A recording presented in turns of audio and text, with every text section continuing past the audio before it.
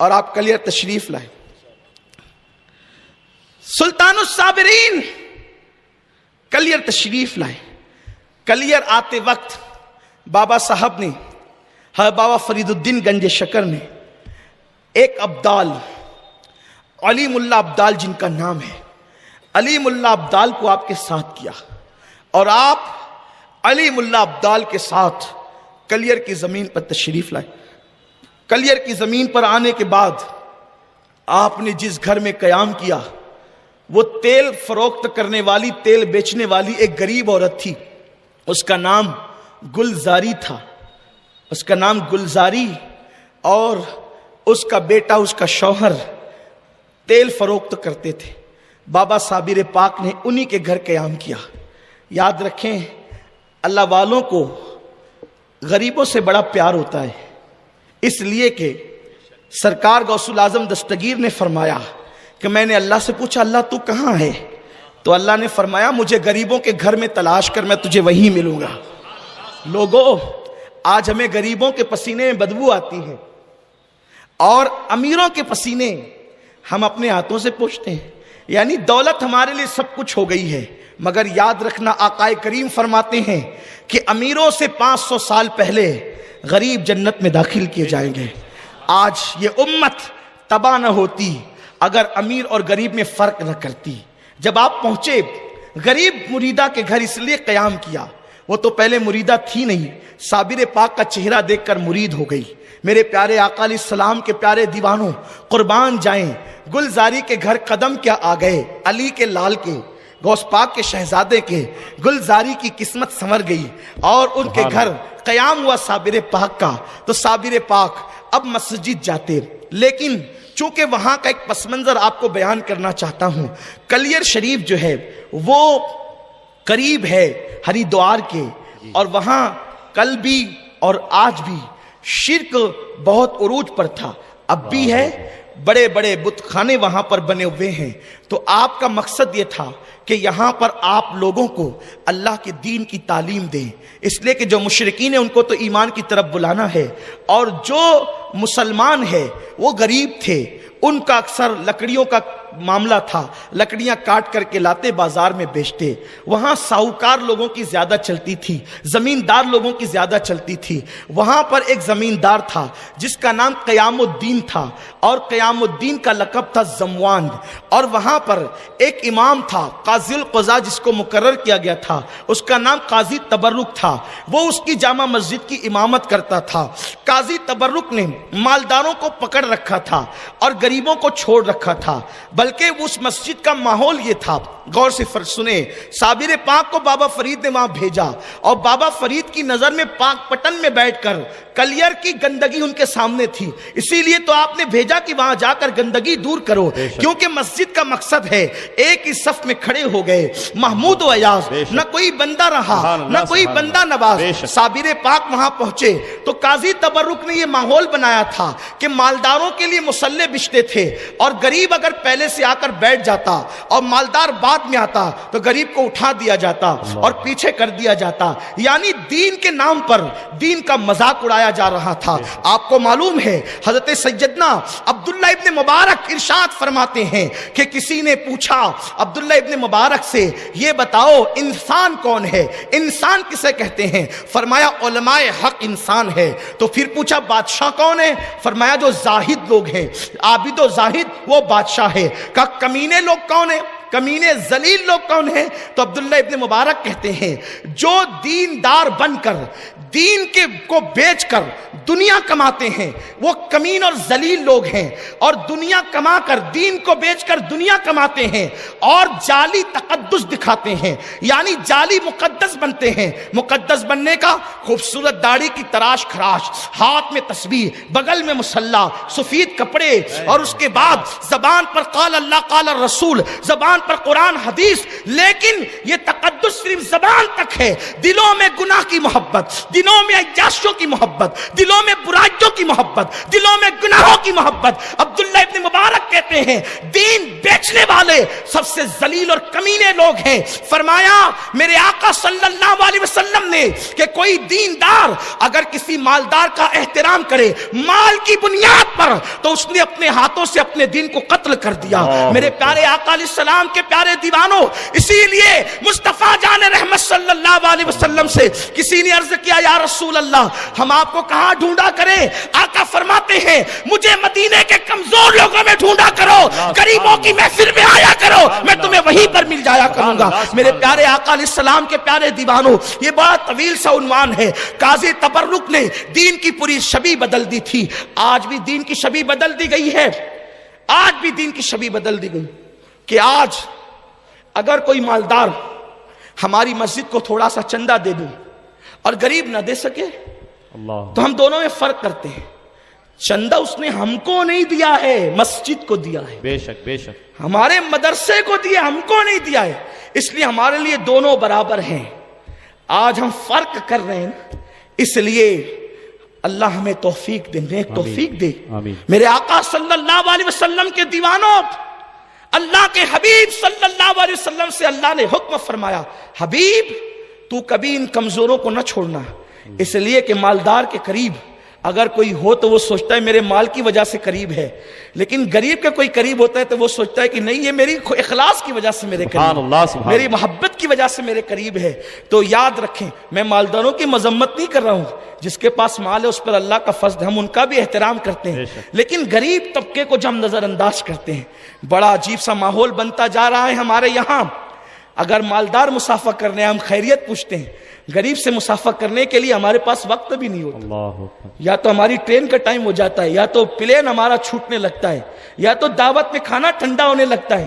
یہ حالات ہوتے ہیں. لیکن اللہ والوں کی شان کیا ہے؟ ہمیں اس شان کو زندہ کرنا پڑے گا، اس فقیری کو تابندہ کرنا پڑے گا. اس لیے کہ اللہ تبارک و تعالیٰ نے ارشاد فرمایا، قربان جائے اللہ فرماتا ہے جو میرے بندوں کا دل خوش کرے وہ مجھے خوش کرتے ہیں، مجھے راضی کرتے ہیں. میرے آقا صلی اللہ علیہ وسلم کے دیوانوں، گلزاری کے گھر آپ ٹھہرے، ایک کمزور تیل بیچنے والی بڑھیا کے گھر. قاضی تبرک نے مالداروں کو اپنے ہاتھ میں کر لیا، زمینداروں کو اپنے ہاتھ میں کر لیا. پہلی مرتبہ صابر پاک مسجد گئے. صابر پاک بہت خوبصورت تھے. آپ کے حلیے کے مطابق بتایا جاتا ہے، آپ کا حلیہ یوں لکھا ہوا ہے، آپ کا میانہ قد تھا، پستی بمائل. آپ کا قد میانہ تھا اور آپ بڑے خوبرو تھے. خوبرو اس طرح کہ سرکار غوث الاعظم دستگیر کے پوتوں میں آپ کا شمار ہوتا ہے. بڑے حسین و جمیل تھے. اور غوث پاک کا حسن کیا تھا؟ میرے امام فرماتے ہیں مصطفیٰ کا تنے بے سایہ کا سایہ دیکھا، جس نے دیکھا میری جان جلوے زیبا تیرا. تو آپ مسجد گئے، مسجد میں گئے تو دیکھا تو لوگ بڑے متاثر ہوئے. اس وقت جو کلیر کی جامع مسجد تھی، بعض مورخین کے مطابق خزینۃ الاسفیاء، مسالک السالکین، اس طرح کے جو مصنفین اور مورخین ہیں ان کے مطابق ایک وقت میں 10,000 سے زیادہ لوگ اس میں نماز پڑھتے تھے. ارد گرد کے لوگ جمعہ پڑھنے وہیں آتے تھے. تو صابر پاک جمعہ پڑھنے کے لیے تشریف لے گئے، اور جب آپ گئے تو آپ وہاں پر کھڑے ہو گئے اور قاضی تبرک سے کہا قاضی تبرک دیکھ میں علی کا بیٹا ہوں اور نبی کا شہزادہ ہوں، اس لیے یہاں خطاب کا حقدار میں ہوں، میں لوگوں کو نصیحت کرنا چاہتا ہوں. اس نے کہا میں یہاں برسوں سے امام ہوں اور آپ مجھے کہتے ہیں کہ خطاب آپ کریں گے، ایسا تو نہیں ہو سکتا. آپ نے فرمایا خطاب ہمارا حق ہے، منبر و محراب ہمارا حق ہے، لیکن آپ جانتے ہیں یزید کے دور سے لے کر آج کے دور تک علی کی اولاد کے خطاب سے لوگ ہمیشہ ڈرتے رہے ہیں کہ جب بھی ان کی زبان کھلے گی تو یہ ہے علی کے بیٹے، جب بولنے لگیں گے تو چھا جائیں گے زمانے پر. اسی لیے دمشق کے منبر پر بھی امام زین العابدین نے جب خطبہ شروع کیا، پہلے تو یزید نے ان کو تقریر کی اجازت نہیں دی، اور اگر بادل ناخواستہ پبلک کے اصرار پر اجازت دی. امام زین العابدین نے 2 حدیثیں اپنے نانا کی کیا پڑھی، اس لیے کہ جو علی و فاطمہ کی اولاد ہیں دنیا کے سارے خطیبوں کو ایک طرف کھڑا کر دیں، اور جو فاطمہ وہ علی کا سچا اصلی خون ہے، ان کے پاس صحیفہ فاطمہ کا علم ہوتا ہے. جہاں تک لوگوں کی نظریں نہیں جاتی وہاں ان کے دل کا کنیکشن جاتا ہے. اس لیے دنیا دنیا میں وہ موتی جو کوئی نہیں لا سکتا، وہ علی جو فاطمہ کی اولاد لاتی ہے. اسی لیے تو غوث الاعظم دستگیر نے جب خطاب شروع کیا تو بغداد کے سارے خطیبوں کی محفلیں سوری پڑ گئی. عبد القادر جیلانی کی محفل میں 70,000 لوگ آنے لگے. لوگ پاگل ہیں تقریر کا موقع دیں گے. انہیں پتا ہے کہ جس دن موقع مل گیا ہماری محفلیں سونی پڑ جائے گی، کیونکہ علی کی اولاد جب بولے گی علی کا گھر بھی کیا گھر ہے کہ اس گھر کا ہر ایک بچہ جہاں پیدا ہوا شیر خدا معلوم ہوتا. نعرہ تکبیر، نعرہ رسالت، خاندان اہل بیت، نعرہ تکبیر، نعرہ رسالت، حضرت مولانا سید امین القادری صاحب قبلہ. پوری دنیا میں اس دور سے لے کر بنو امیہ سے لے کر آج تک پابندی کی کوشش ہے، پابندی کی کوشش ہے. کیونکہ جب امام زین العابدین نے بولنا شروع کیا تو بے نمازی یزید کو بھی نماز یاد آ گئی. بے نمازی یزید، بھائی نماز کا وقت ہو گیا، اذان دو، اذان دو.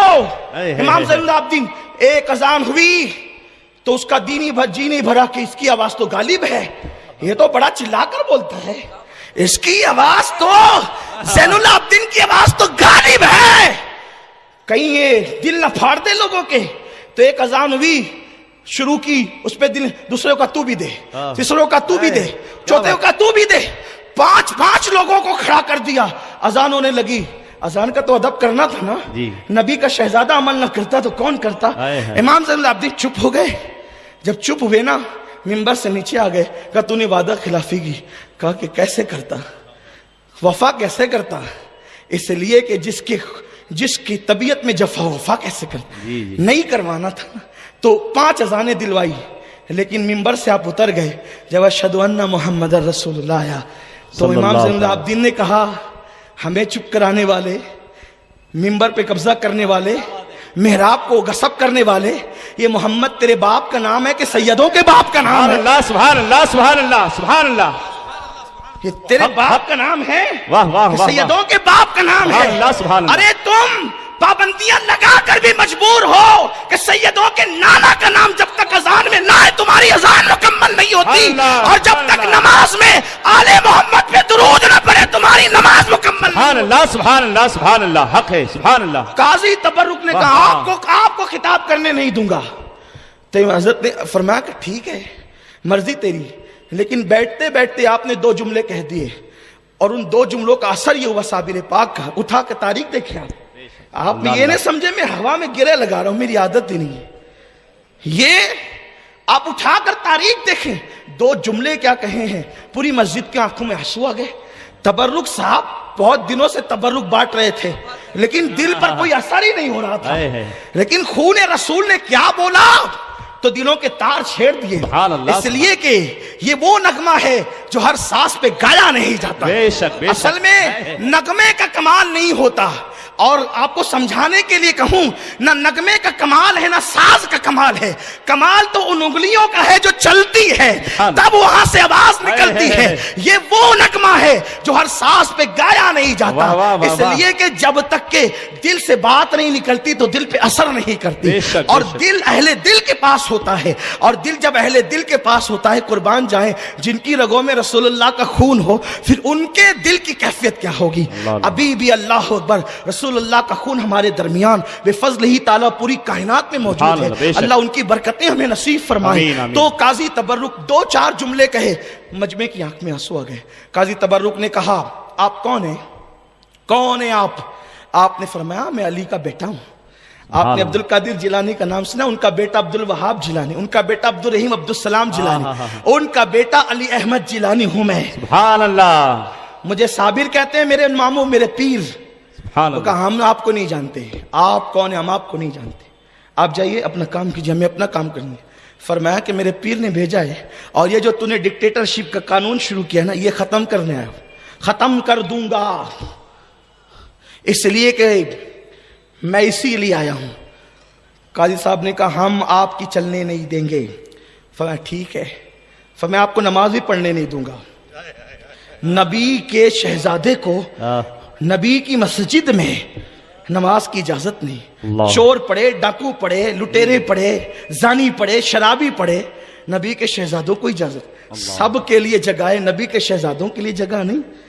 یہی اسی کا نام یزیدیت نہیں تو پھر اور کیا ہے؟ جی جی بے شک. یزیدیت روپ بدلتی ہے، نام بدلتی ہے، لیکن اس کی کیا بات. حقیقت نہیں بدلتی. جی. یزیدیت کا مختصر تعارف یہ ہے، جو سیدوں کا دشمن ہوگا وہ یزید ہوگا وقت کا، اور اس سے بڑھ کر کیا ہے؟ بے شک بے شک. اصطلاح اسی کا نام ہے. ہے اس لیے کہ اگر آل حسین زندہ ہے بے شک. خون رسول کی بنیاد پر، تو آل یزید بھی موجود ہیں بغض اہل بیت کی بنیاد پر. بے شک، بے اور شک. جب تک ایمان قرار نہیں پا سکتا جب تک آل محمد کی محبت نہ ہو، کیونکہ حضور کی محبت ایسے تھوڑی مل جاتی ہے. جب تک آل کی محبت نہ ہو، رسول پاک کی محبت نہیں ملتی. نکال دی گئے مسجد سے. لوگ بیان کرتے ہیں صابر پاک نے مسجد گرا دی. نہیں، بہت غلط ہے یہ. پہلی بار مسجد سے نکالے گئے، آپ حسرت سے دیکھتے رہے. جمعہ سب پڑھتے ہیں، میں نہیں پڑھتا. میرے نانا نماز لانے والے ہیں اور میں نہیں پڑھتا نماز. جمعہ کی نماز مجھ سے چھوڑی جاتی ہے. آپ گئے اور آپ نے نماز ظہر ادا کی گلزاری کے گھر پہ، اور بابا صاحب کو خط لکھا. بابا صاحب دیکھو، ایک قاضی تبرک نے ایسا کیا، اور زموان ہے اس کا پکا بھگت، مالداروں کو اس نے ہاتھ میں لے رکھا ہے، وہ چلنے نہیں دیتا. اب آپ کیا کہتے ہیں، آپ بتائیں. بابا صاحب نے قرآن کی آیتیں اور حدیثیں لکھی، اور قرآن حدیث لکھ کر کے وہ خط علی ملا ابدال کے ہاتھوں. اچھا، یہ ابدال کون ہوتے ہیں؟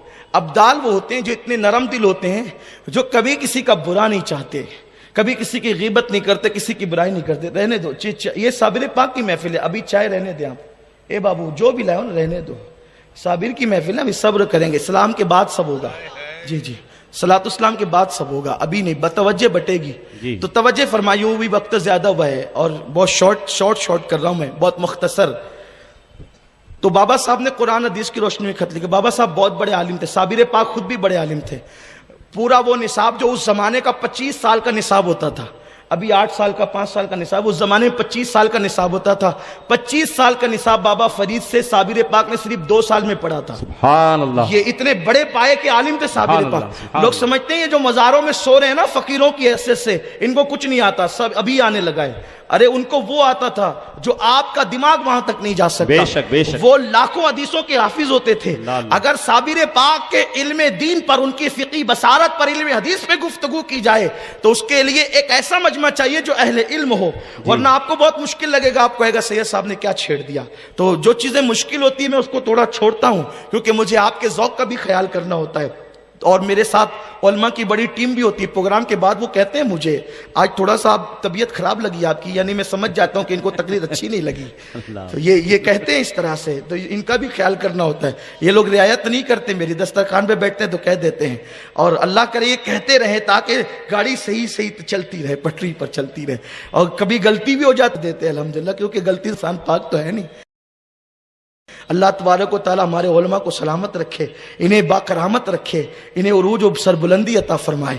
تو عرض کر رہا تھا، بابا صاحب نے خط لکھا، دیکھو صابر حق پر ہے اور صابر کی اطاعت کرو، اللہ کا نیک بندہ ہے، اس کے مرتبے میں جانتا ہوں تم نہیں جانتے.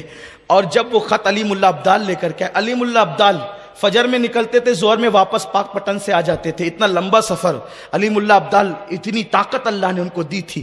اور اس کا بڑا ثبوت ہے.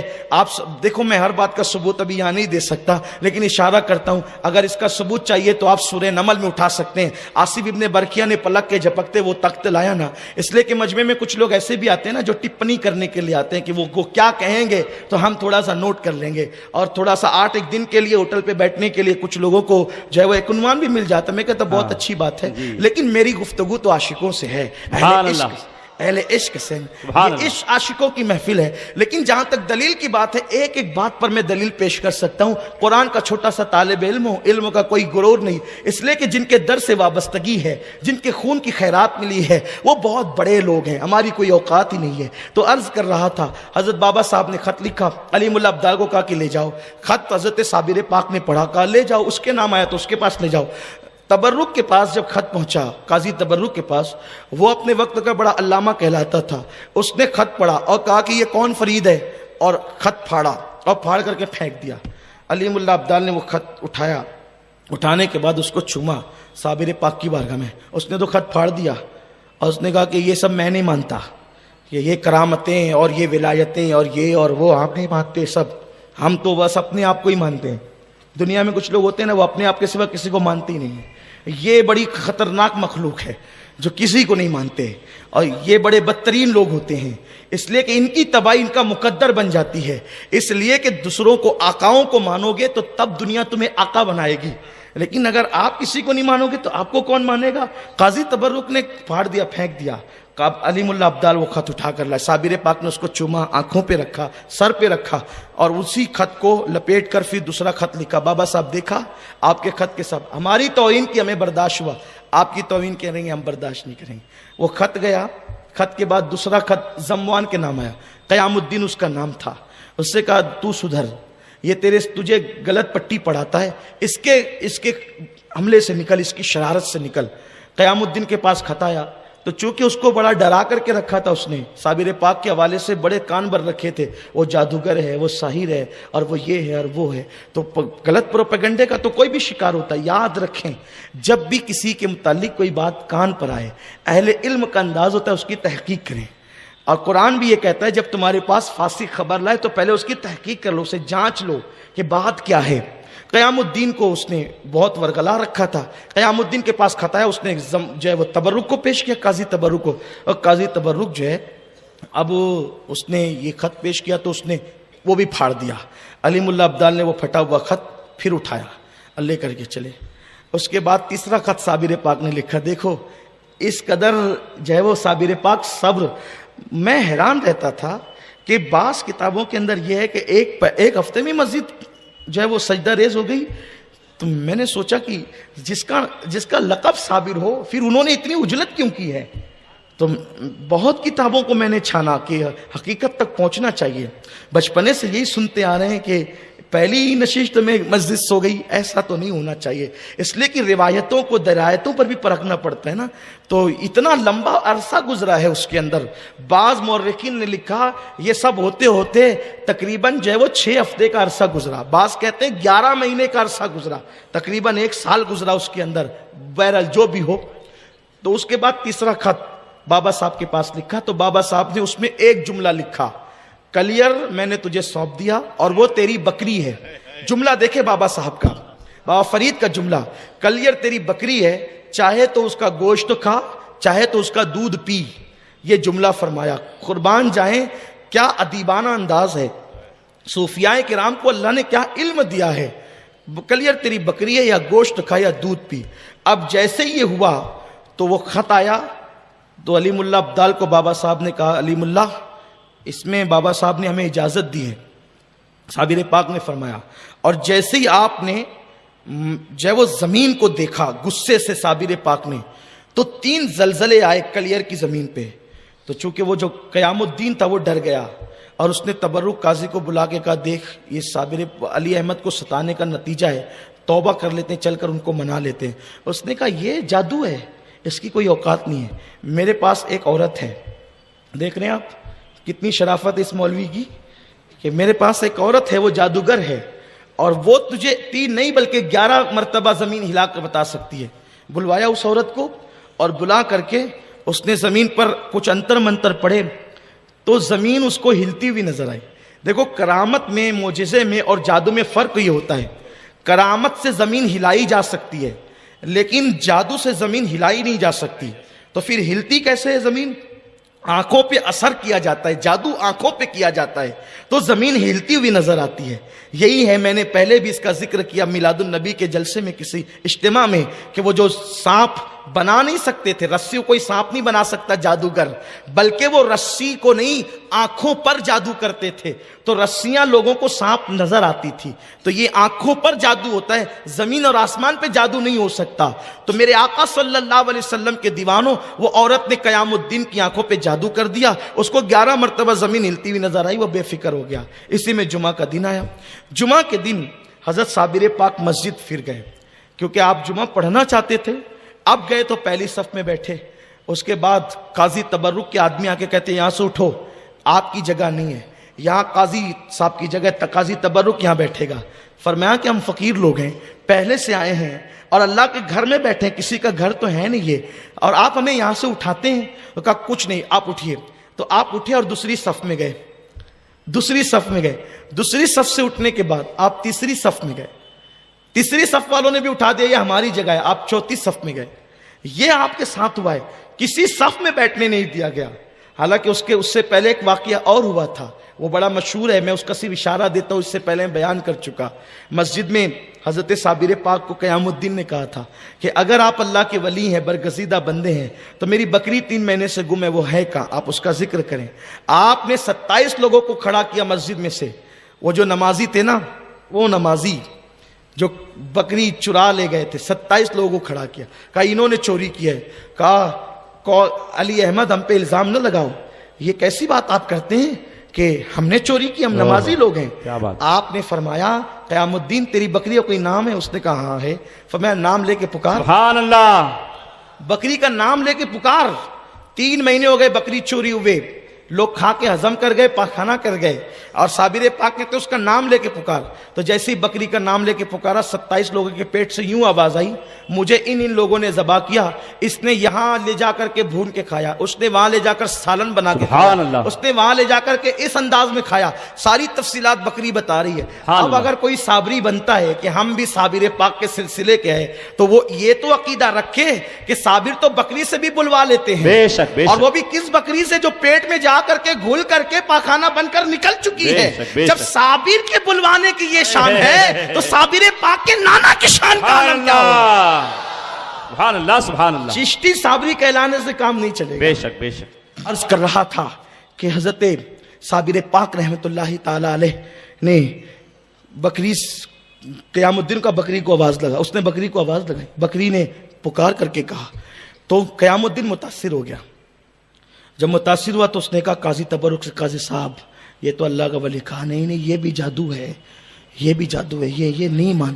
آپ غور فرمائیں, جس کی وہ آپ مالیگاؤں کی زبان میں کہتے ہیں جس کی کھجا کر آتی ہے پھر وہ کبھی نہیں مانتا.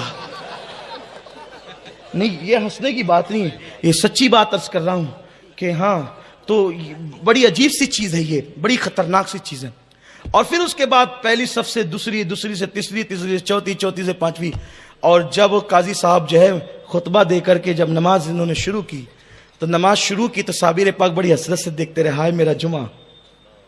پھر جمعہ جاتا ہے, اس لیے کہ جمعہ کتنی اہم نماز ہے. پھر جمعہ جاتا ہے, تو ہونا تو یہ چاہیے تھا کہ صابر پاک کو آگے کر دیتا, خود پیچھے ہو جاتا. آج صابر پاک کے ساتھ اس کا بھی ذکر ہوتا. میں ابھی ذکر کروں گا کن کا ذکر ہوتا ہے صابر پاک کے ساتھ. صابر پاک کے ساتھ ایک فاختہ کا بھی ذکر ہوتا ہے. وہ فاختہ ایک چھوٹی سی فاختہ سمجھتے ہیں نا, وہ چھوٹی سی چڑیا ہوتی ہے, اس کا بھی ذکر ہوتا ہے فاختہ کا. کیوں ہوتا ہے بھی عرض کروں گا اختصار میں, اور گفتگو ختم کروں گا, ہے نا, ختم, ٹائم بھی ہو گیا ہے. لیکن آپ میری طرف توجہ رکھیں, جب تک میں نہ کہوں اٹھنا نہیں, صابر پاک کے نام پہ بیٹھ.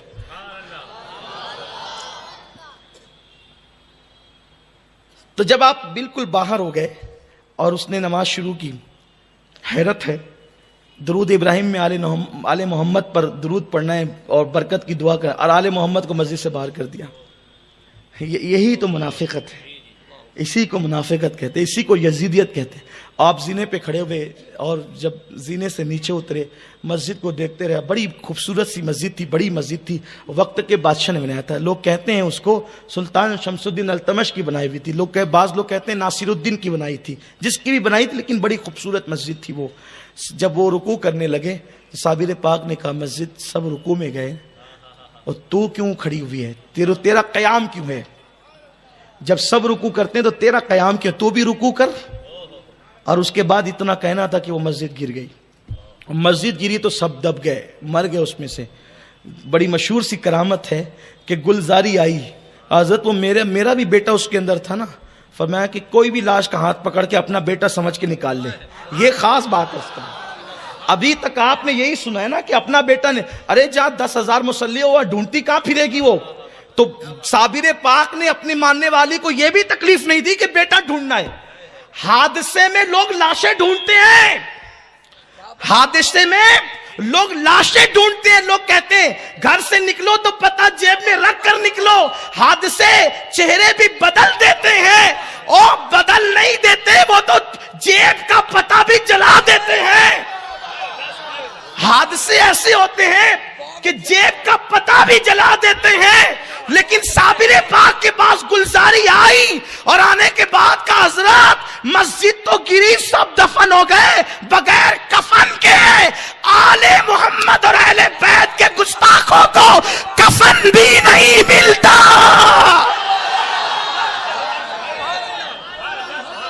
نہ عائشہ کے گستاخ کو کفن ملتا ہے، نہ علی کے گستاخ کو کفن ملتا ہے. اور اگر کوئی لپیٹ دے بھی دے تو فرشتے چھین لیا کرتے. نعرہ تکبیر، نعرہ رسالت، مقام مصطفیٰ. اگر آپ سمجھ گئے تو اللہ آپ کو بڑی لمبی عمر عطا فرمائے. میری سنی قوم بڑی سمجھدار ہے. گلزاری نے کہا حضرت میرا بچہ حادثے میں گیا، تو یہ کہتے جا ڈھونڈ لے. تو پھر ڈھونڈ لے تو پیر کس دن کے لیے ہے؟ اور ڈھونڈ لے تو پیر کس دن کے لیے؟ کہا کسی بھی لاش کا ہاتھ پکڑ کر اپنا بیٹا سمجھ کر اٹھا لینا. جیسے وہ بڑھیا نے ایک لاش جو سامنے ہی پڑی تھی اس کو اٹھایا، بیٹا اٹھ کر کے کھڑا ہو گیا ہے. جب ایسا عقیدہ ہو تو صابری بنے گا. اس لیے کہ صابری کوئی دکان کا نام نہیں ہے، صابریت کسی ایٹم کا نام نہیں ہے، صابری کسی مٹھائی کا نام نہیں ہے. ہاں میں آپ کو بہت دل کا درد پیش کر رہا ہوں. ہم قادری ہیں، اشرفی ہے، برکاتی ہے، لیکن صابر پاک کا ہمارا عقیدہ ایک ہے، ہم بھی صابری ہیں. صاحب البرکات سے ہمارا عقیدہ ملتا ہے تو ہم بھی برکاتی ہیں. مخدوم پاک سے عقیدہ ملتا ہے تو ہم بھی اشرفی کے چوچوی ہیں. اس لیے کہ عقیدے بناتے ہیں اور ہم سب کا عقیدہ ایک ہے. اس لیے ہمارے اندر کبھی اختلاف ہوا نہیں تو اتحاد کی بات کیسے؟ ہم ہمیشہ متحد. اس لیے کہ جب تک عقیدہ ایک رہے گا ہمارا اتحاد قائم رہے گا. اتحاد عقیدے کا ایک ہونے کا نام ہے. ہاں تو صابر پاک کی وہ مریدہ اٹھا لیا، مل گیا اس کو بچہ. اب صابر پاک نے فرمایا تعاون تو کدھر ادھر آ، اور جو بچے ابھی جو نہیں تھے ان کو ہی پکڑ. تو لوگ تو بھاگنے لگے، کچھ لوگ مرنے لگے. اچھا آپ یہ سوچیں گے کہ یہ سید صاحب یہ بھی کوئی کرامت ہے؟ آپ کرامت بیان کرنے بیٹھے ہیں کہ صابر پاک کی معاذاللہ بے ادبی کر رہے ہیں. میں نے کہا کیوں بھائی کیا ہوا؟ کرامت مسجد گرا دینا بھی کرامت ہے. میں نے کہا قرآن پڑھ.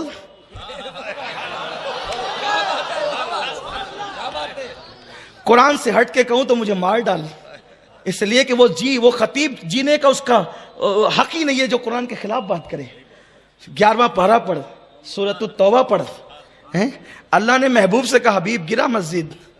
حبیب تو مسجد بنانے آئے تھے، حبیب مسجد بنانے آئے تھے. اللہ حبیب سے کہہ رہا محبوب اس مسجد میں جانا نہیں.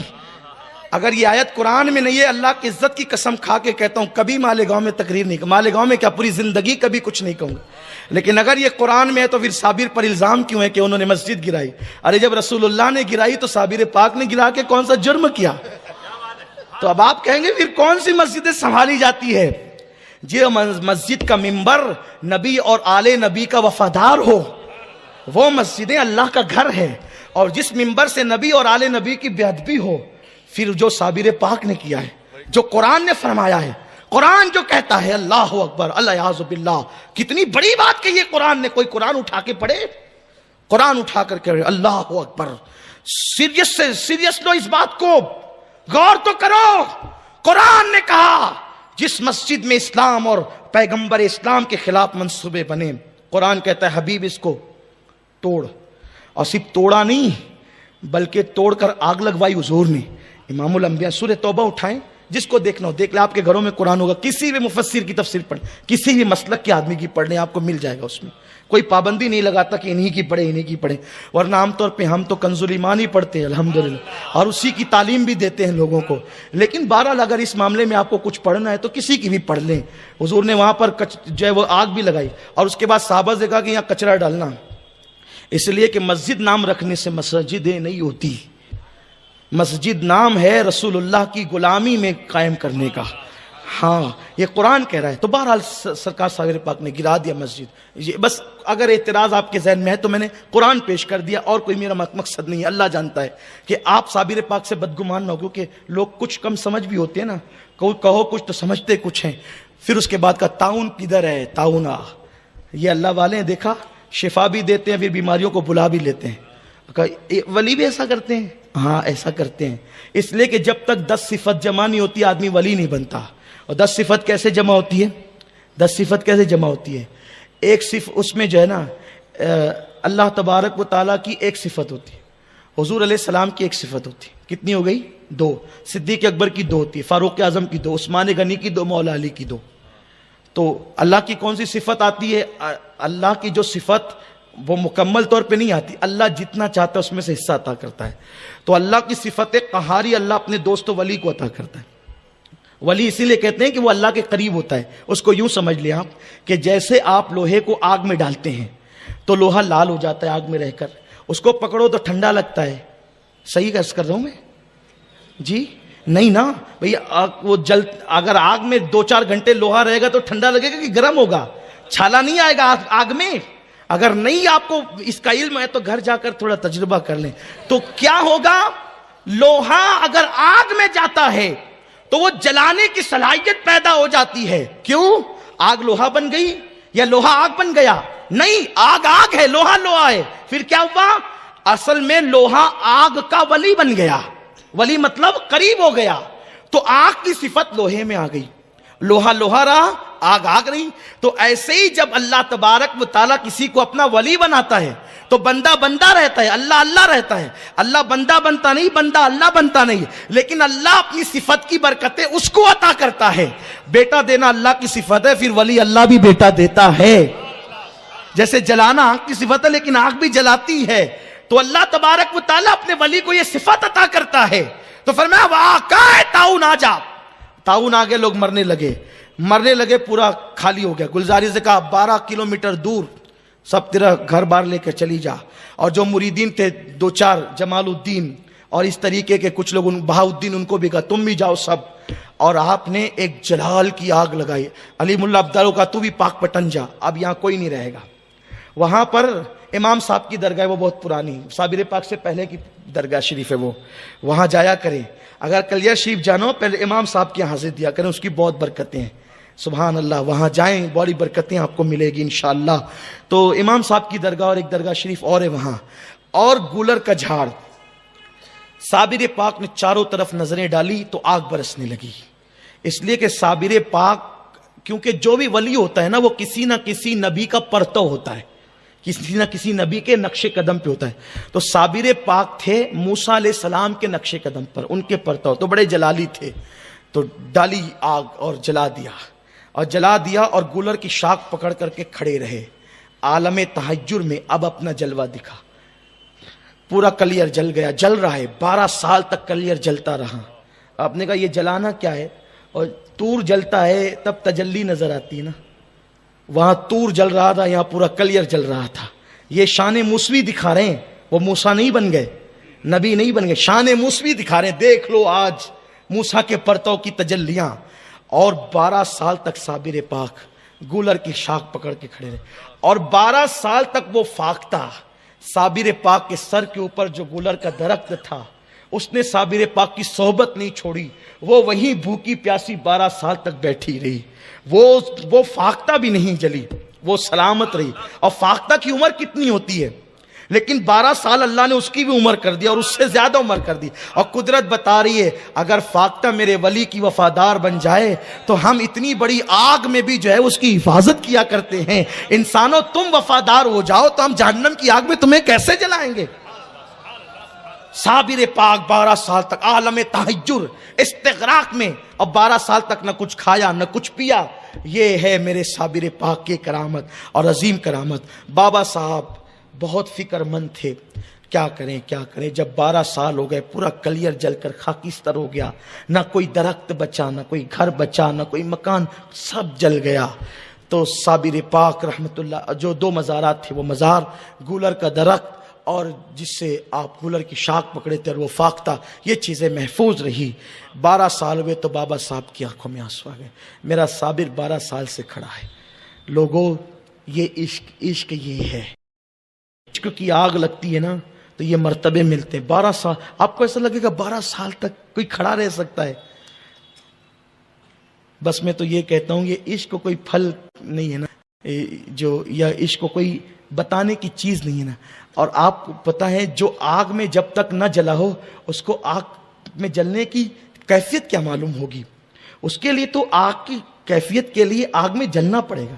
تو لوگوں کو عشق عشق عشق کی بات لوگوں نے بہت کی ہے، لیکن اصل جو عشق خدا و رسول ہے یہ وہ آگ ہے جب اس کے مزے میں انسان چھلانگے لگاتا ہے تو راتوں کی نیند اڑ جاتی ہے، کھانے سے تعلق ٹوٹ جاتا ہے، لوگوں سے تعلق ٹوٹ جاتا ہے، پھر وہ اللہ ہی اللہ میں مست ہو جاتا ہے. یہ زبانی اللہ اللہ جو کرتے ہیں یہ کوئی یعنی کہ آپ کو کوئی کسی بڑی منزل پہ نہیں پہنچانا. زبان پہ اللہ ہے اور دل میں گناہوں کے بت ہیں، گناہوں کی محبت ہے، اس سے کچھ نہیں ملنا ہے. جب تک زبان کے ساتھ دل اللہ اللہ نہ کہے اور اس میں آگ نہ لگے. اصل چیز ہے التقویٰ ہاں ہونا، تقویٰ یہاں ہے. ہم نے ظاہر سنوارا. کل بھی یہی بات میں نے کی تھی. صوفیہ ملت نے جو پروگرام کل منعقد کیا تھا کہ صوفیہ اللہ والے اولیاء اللہ باطن کو بدلتے ہیں، ہر ہم پوری توجہ اپنے ظاہر پر کرتے. تو بابا صاحب نے ایک دن تقریر کی اپنے مریدوں کے سامنے کہ میرا صابر 12 سال سے کھڑا ہے، کوئی ہے اس کو بٹھانے والا؟ تو سب حضرت صابر پاک کو جانتے تھے کہ صابر پاک وہ ذات ہے کہ ہر آدمی وہاں دم نہیں مار سکتا. کیونکہ ایک بابا صاحب کے بیٹے نے، چھوٹے سے 1 سال کا بچہ تھا، صابر پاک کے حجرے کی طرف پیشاب کر دیا تھا اور اس کا انتقال ہو گیا تھا.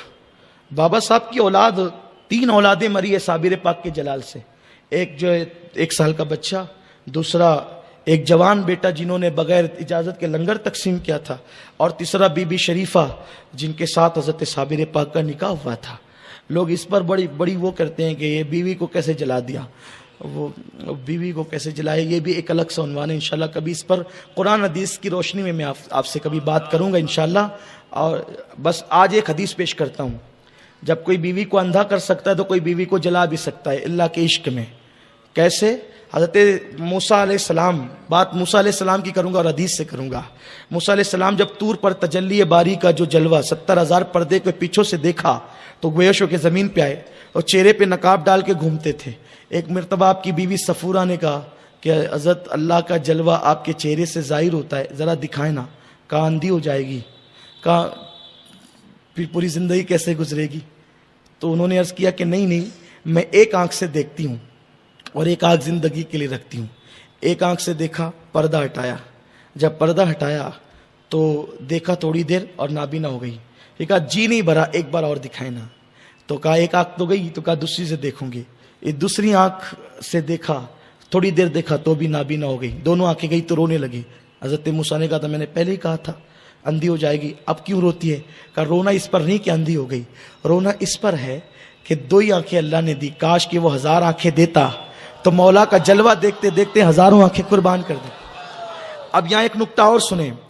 موسیٰ 70,000 پردے کے پیچھے سے، موسیٰ 70,000 پردے کے پیچھے سے ایک تجلی دیکھیں تو چہرے پہ نقاب ڈال کے گھومنا پڑتا ہے، ورنہ بیوی بھی دیکھتی ہے تو اندھی ہو جاتی ہے، نابینا ہو جاتی ہے. یا رسول اللہ آپ نے تو اللہ کو دیکھا،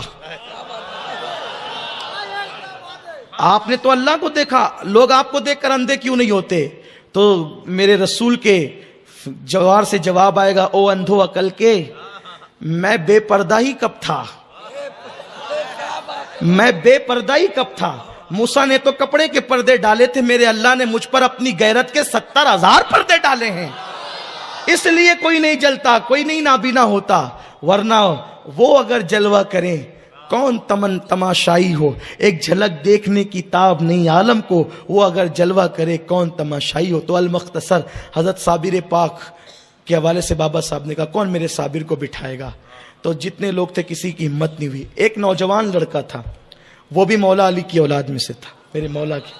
یاد رکھیں یہ ہمت علی کا گھر بھی کیا گھر ہے کہ اس گھر کا ہر ایک بچہ جہاں پیدا ہوا شیر خدا معلوم ہوتا. وہ بابا فرید سے مرید ہونے کے لیے ترک سے آیا تھا، ترکی تھا وہ بچہ. اس مقدس شہزادے کا نام شمس الدین ترک ترک تھا. پانی پتی تو بعد میں ہوئے, پانی پت جانے کے بعد, ورنہ وہ ترک تھے. وہ بابا صاحب سے کہتے ہیں حضرت میں مرید ہونا چاہتا ہوں. بابا صاحب نے کہا تیرا حصہ میرے پاس نہیں ہے. یہ بابا صاحب کہتے تھے تیرا حصہ میرے پاس نہیں ہے, اللہ اکبر, تجھے کہیں اور جانا ہوگا. تو وہ بہرحال وہ رکا ہوا تھا وہ بچہ. جب بابا صاحب نے کہا کون جا کے صابر کو بٹھائے گا, تو انہوں نے سوچا کہ اگر میں نوکری کروں ان کی, ہو سکتا ہے پیار آ جائے اور مجھے مرید کر لے. کہا حضرت میں جاؤں گا.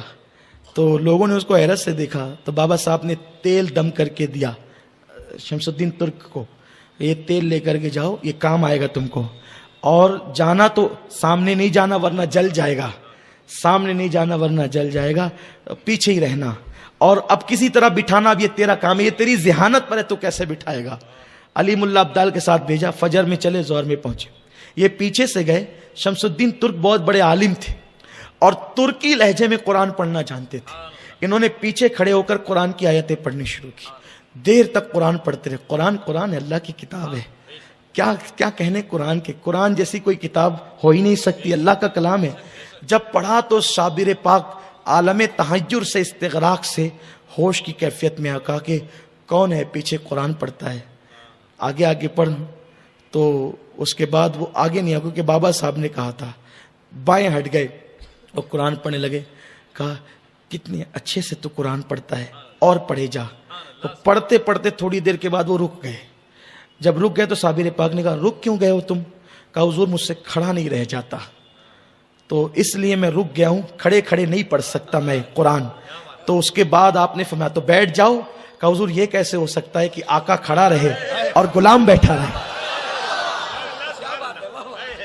حضور یہ کیسے ہو سکتا ہے, آقا کھڑا رہے اور غلام بیٹھ جائے. تو کہا حضور پہلے آپ بیٹھے ہیں پھر ہم بیٹھیں گے. پورے ہاتھ پیر شل ہو گئے تھے, بے جان ہو گئے تھے. وہ فرمایا کہ ٹھیک ہے مجھے بٹھاؤ. تو انہوں نے اپنا سینہ صابر پاک کی پیٹھ پہ لگایا اور دونوں ہاتھ پکڑے, اور ہاتھ پکڑ کر کے جو گولر کا درخت ابھی بھی وہاں پر ہے, اور جو گولر کا درخت ہے وہاں سے لے جا کر کے یوں صابر پاک کو پھر درخت سے قریب کیا اور یوں ہٹتے چلے گئے اور صابر پاک کو یوں بٹھا دیا. اکثر جو صوفیاء کرام صابر پاک کو خواب میں دیکھتے ہیں وہ اسی منظر میں دیکھتے ہیں. اکثر لوگ صابر پاک کو دو حالت میں اکثر صوفیاء خواب میں دیکھتے ہیں اللہ والے, یا تو لنگر تقسیم کرتے ہوئے, یا تو اس درخت سے, گلر کے درخت سے ٹیک لگا کر جس حالت میں جو ہے وہ بٹھایا تھا شمس الدین نے. اب قرآن پڑھنے لگے. پھر قرآن پڑھتے پڑھتے شام ہوئی تو رک گئے. ابھی کیوں رک جاتے ہو تم؟ کہا حضرت مجھے پاک پٹن جانا ہے. کہا اب پاک پٹن سے آؤ؟ کہا ہاں بابا فرید نے بھیجا ہے, تو میں وہیں جانا چاہتا ہوں, ان سے مرید ہونا چاہتا ہوں, اب مجھے جانا ہے. کہا نہیں, تو نے قرآن بہت اچھا پڑھا, میں نے تجھے آج سے اپنا بیٹا بنا لیا, تو میرا فرزند ہے بیٹے, اب تجھے یہیں رہنا ہے. پھر قرآن پڑھنا شروع کیا. پھر تھوڑی دیر پڑھی, پھر رک گئے. رکے تو کہا اب کیوں رکا؟ حضور بھوک لگ گئی قرآن پڑھتے پڑھتے, دوپہر سے پڑھ رہا ہوں, اب شام ہوتی ہے, بھوک لگی ہے. فرمایا کہ پھر کہا حضور کھانا چاہیے. کہا یہ جو گولر ہے نا انہی کو توڑ اور اس کو پکا, اور پکا کر کے کھا. انہوں نے گولر توڑے. اتنی دیر میں صابر پاک بے چین رہے. دیکھو اللہ والوں کو قرآن سے کتنا پیار ہے. اور آج ہم قرآن اب گھروں میں طاق میں رکھے ہوئے ہیں. قرآن خانی میں 2-4 رکوعات پڑھتے ہیں, سمجھ لیتے ہیں حق ادا ہو گیا. اور ہم نے قرآن کو یا تو تیجے میں پڑھا, یا تو چہلم میں پڑھا, یا گھر کے اوپننگ پہ پڑھا. یہ صرف تیجے, چہلم اور اوپننگ میں پڑھنے کی کتاب نہیں ہے. اس کو روز پڑھو اور اپنی زندگی میں شامل کرو. اللہ کا کوئی ولی ایسا نہیں ملے گا جو قرآن کی تلاوت کا پابند نہ ہو. ہمیں تلاوت قرآن کی پابندی کرنی ہوگی. ڈاکٹر اقبال نے کتنی پیاری بات کہی ہے. جب لوگ مرتے ہیں آقا فرماتے ہیں مرنے والوں کے بعد جن کو سکرات کی تکلیف ہو قرآن پڑھا کرو. جب تم قرآن پڑھو گے تو اس کی موت آسان ہو جائے گی. ڈاکٹر صاحب کہتے ہیں لوگوں تم نے قرآن سے تو مرنا سیکھا لیکن قرآن سے تم نے جینا نہیں سیکھا. ارے جس قرآن کی برکت سے اللہ موت کی تکلیف کو آسان کر دیتا ہے, کیا اس قرآن کی برکت سے اللہ زندگی کی تکلیفوں کو آسان نہیں کر سکتا؟ آؤ قرآن کی طرف, قرآن کی تلاوت کی طرف. تو انہوں نے گلر بنائے اور اس میں جو ہے وہ لائے. کہا کھا لو. نہیں حضور آقا بھوکا رہے اور غلام کھائیے کیسے ہو سکتا ہے؟ تو کہا کہ ٹھیک ہے ہم کو بھی کھلاؤ. کھایا. پھر اس کے بعد آپ کو وضو کرایا. آپ نے وضو کیا, مغرب پڑھی, اس کے بعد عشاء کی نماز پڑھی. فرمایا دیکھ عشاء کے بعد سے لے کے تہجد تک میرے سامنے مت آیا کر. تہجد کے بعد آیا کر. کہا ٹھیک ہے. پھر اس کے بعد ایسی رات گزرتی تھی گلر کے درخت کے نیچے. پھر انہوں نے گھاس پھوس لا کر کے ایک جھوپڑی بنائی. ایک رات میں وہ جھوپڑی بن گئی. پھر اس میں صابر پاک رہتے تھے. پھر بازو میں دور پر دوسری ایک اپنے لیے جھوپڑی دوسری رات کو بنائی. اب یہ سلسلہ چلتا رہا. اب یہ سلسلہ آئندہ سال بیان ہوگا. لیکن اب اینڈ جو بیان کر رہا ہوں, اختتام, جو سلسلہ چلتا رہا, مجھے یاد دلائیے گا انشاءاللہ. تو ہم تو ہر سال یہ محفل کرتے ہیں, لیکن اینڈ جس پر کرنا چاہتا ہوں, برکت, اب حصول برکت کے لیے صابر پاک نے بڑی تربیت کی. شمس الدین ترک کی مرید کیا, خلافت دی, اور اس کے بعد کہا کہ تو اب جا, اور اب تو یہاں نہیں رہنا, اب میں یہیں اکیلا رہوں گا, اور جب میرا انتقال ہو جائے گا جب تجھے واپس آنا ہے. کہا حضور آپ کا انتقال ہوگا, مجھے کیسے پتہ چلے گا؟ فرمایا کہ اس دن تجھ سے کرامت کا ظہور ہوگا, تو اس دن سمجھ لینا کہ میں دنیا سے کوچ کر گیا. یہ گئے اور فوج میں نوکری کرنے لگے, بھرتی ہو گئے. بڑا مشہور سا واقعہ, اس کی طرف نہیں جانا.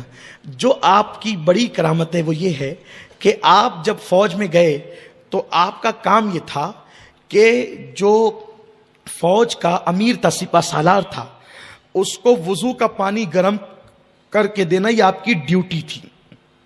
وہ ایک بندہ آتا تھا, وہ پانی گرما کر لے کر جاتا تھا, وہ دے دیتے تھے. اور بڑی سردی تھی جو ہے وہ دلی اور اس طرف کے علاقے میں, تو سب لوگ گرم پانی سے وضو کرتے تھے. تو جو پانی گرم لینے کے لیے آنے والا نوکر تھا, اس نے دیکھا کہ حضرت شمس الدین ترک جو ہے وہ ٹھنڈے پانی سے وضو کر رہے ہیں, دریا سے وضو کر رہے ہیں. اتنا ٹھنڈا دریا. لیکن جب وہ گیا تو اس نے کیا دیکھا کہ جہاں سے شمس الدین وضو کر رہے تھے پورا دریا ٹھنڈا ہے, لیکن جہاں سے وضو کر رہے وہ پانی گرم ہے. تو اس کو بڑی حیرت ہوئی. اس نے کیا کیا, دوسرے دن جب حضرت شمس الدین ترک پانی پتی نے وضو کیا تو اس نے لکڑی سے آگ جلا کر کے پانی گرم نہیں کیا, وہیں سے اٹھا کر کے لے گیا, سپہ سالار کو دے دیا. اور سپہ سالار نے کہا او تو جلدی آ گیا. کہا کہ جلدی آنے کی وجہ یہ ہے کہ آگ پر پانی گرم